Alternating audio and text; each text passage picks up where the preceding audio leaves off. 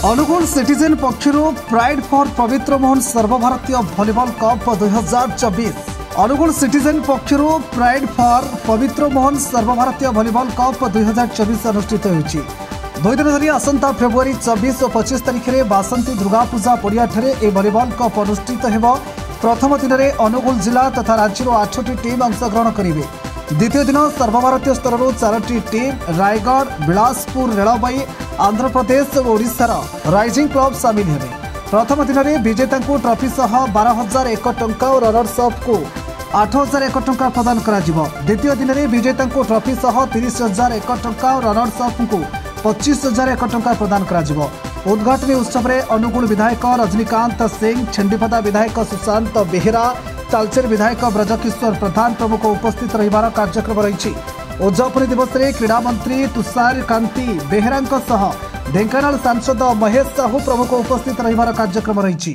पवित्र मोहन प्रधान को उद्देश्य रे जो वॉलीबॉल टूर्नामेंट आम सर्वभारतीय स्तर करिया जाऊँ से प्रथम दिन आम स्टेट रो 8टी दल और सर्वभारतीय 4टी दल सेकेंड दिन 25 तारिख अनुष्ठित हेबो।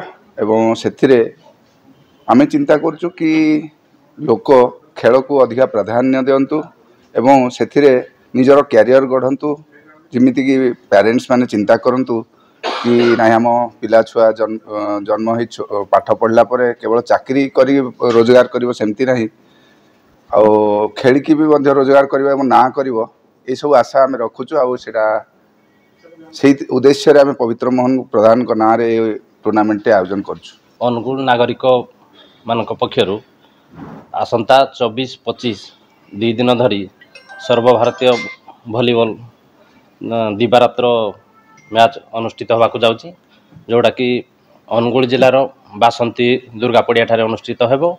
एतिरे प्रथम दिन में अनुगुल जिला एवं राज्यर विभिन्न अंचल जिलार विभिन्न अंचल खेलाड़ी माने सक्रिय अंशग्रहण करेंगे।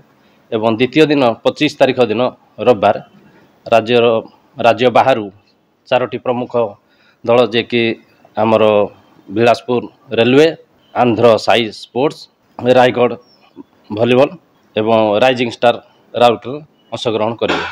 नहीं आमर अनुगुल जिलार नागरिक मंच एवं नागरिक समस्ते चिंता कले आमर प्रिय पवित्र प्रधान जी की फ्रीडम फाइटर अनुगुल जिलार तांकर मेमोरियल वॉलीबॉल टूर्नामेंट होबाकू जाउछि, जोटा कि फेब्रुआरी 24-25 तारिख दिन होबाकू जाउछि।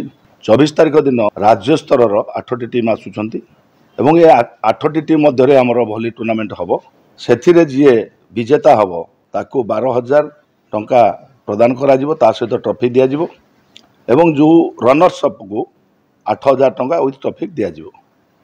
एवं नेक्स्ट दिन 25 तारिख दिन सर्वभारत स्तर 4टी टीम आसुचंती, जो मान कि भल भल टीम आसुचंती सेमानक भितर प्रतिद्वंदिता हम जी एतरे चैंपियन हम ताकू 30,000 टंका दिया जिवो विथ ट्रॉफी एवं जी रनर्स हम ताकू 25,000 विथ ट्रॉफी दिया जिवो।